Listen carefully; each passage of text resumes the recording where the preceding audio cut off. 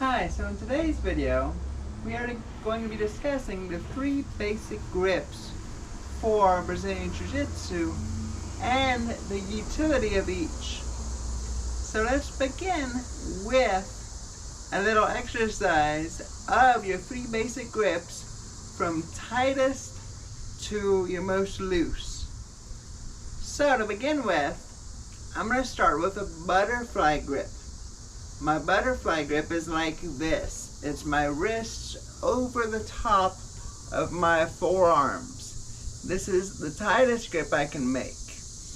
And for this exercise, we're going to envision a force that is pulling our elbows away from each other. So I make my butterfly grip, and as this force pulls them away, I'm going to then make my second tightest grip, which is my gable grip.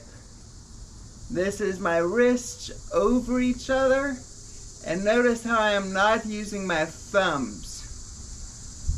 Next, as this force pulls them away, I make an S grip. With this grip, this is my loosest grip.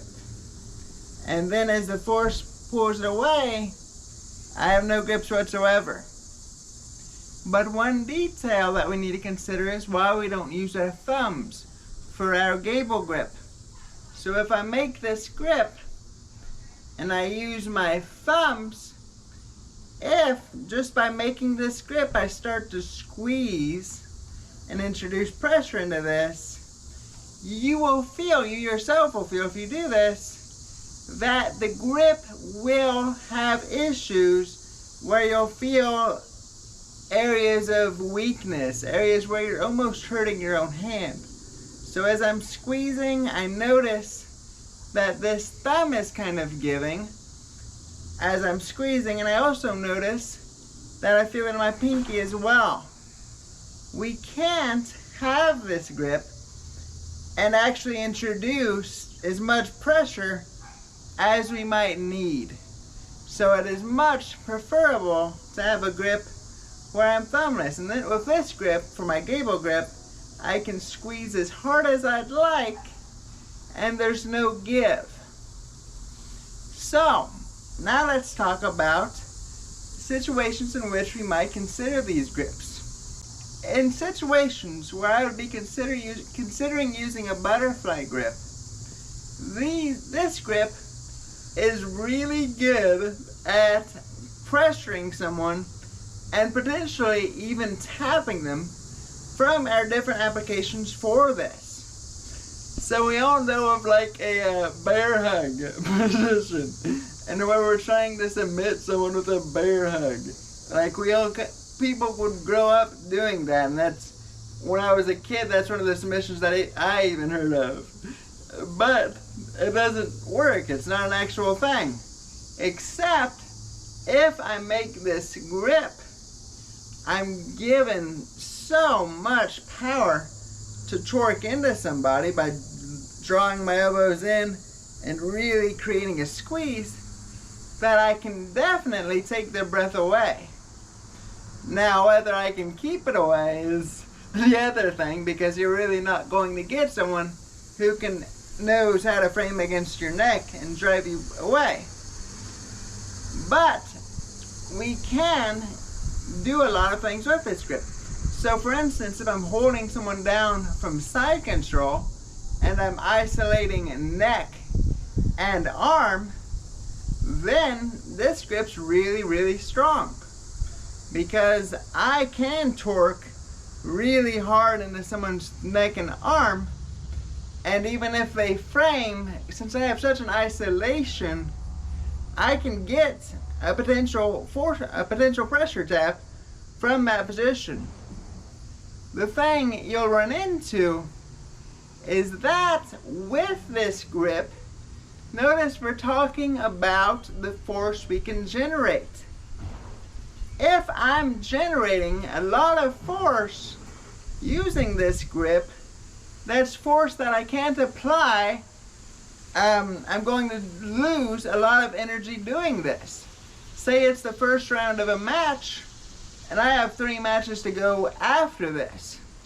Do I really want to try to grab onto this and squeeze as hard as I can to tap this person when there are better positions out there that are used for submissions, that are made for the express purpose of submitting somebody?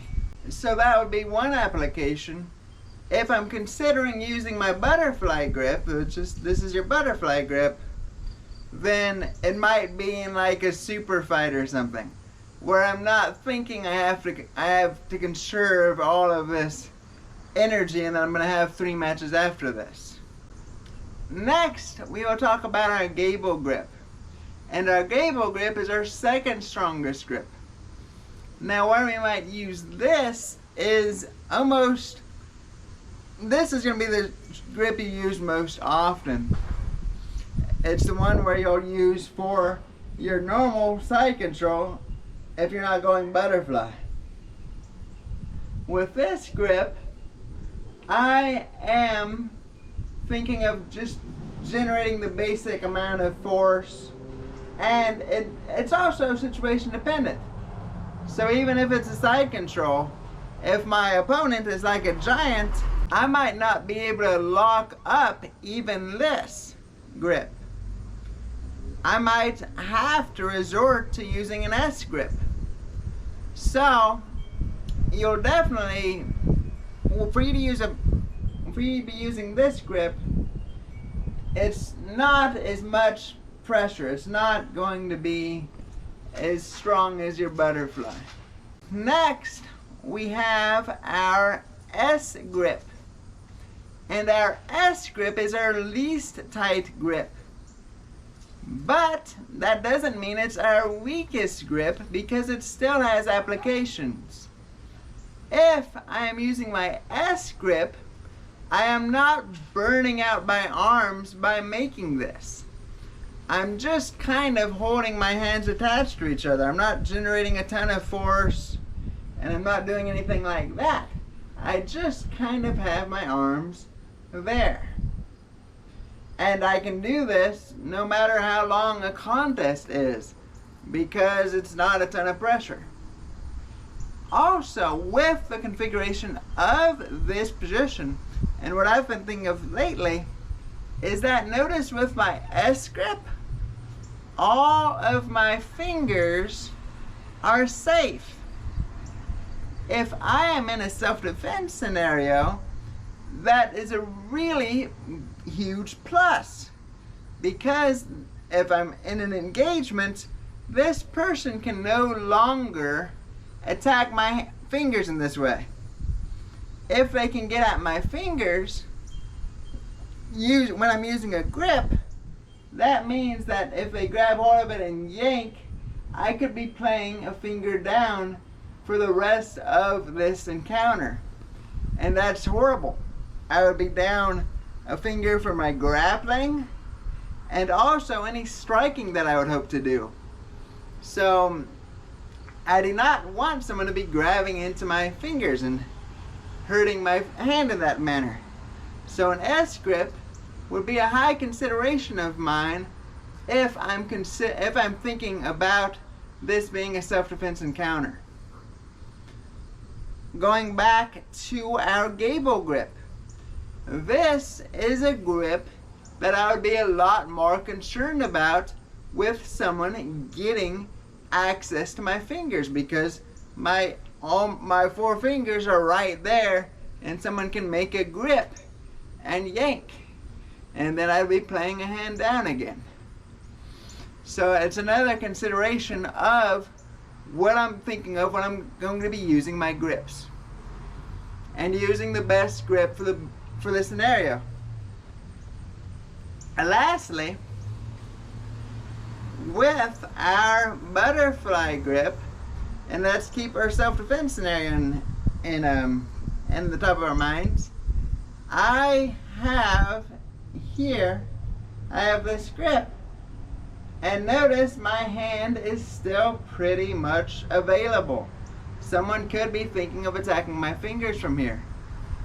But the consideration with the butterfly grip is that I would still be thinking of this as a really worthwhile grip to make in even a self-defense scenario. And the reason being that if someone's focused on my fingers, they're not focused on the pressure. So if they're trying to attack my hand, they're not trying to frame into me against my neck. And I would wager that I can take away their ability to breathe to such an extent and create so much pressure that playing with my hand isn't the right way to go about it. They would need to alleviate the pressure I'm generating much quicker by framing into my neck, and I don't think they'll get the immediate release with attacking my fingers. But these are the considerations I have for these 3 different grips and when I would consider using them. I would again think of using your gable grip the most often because it has just enough pressure that your partner, your opponent will be able to feel it, and it doesn't have enough pressure that I'm burning out my grips by making it.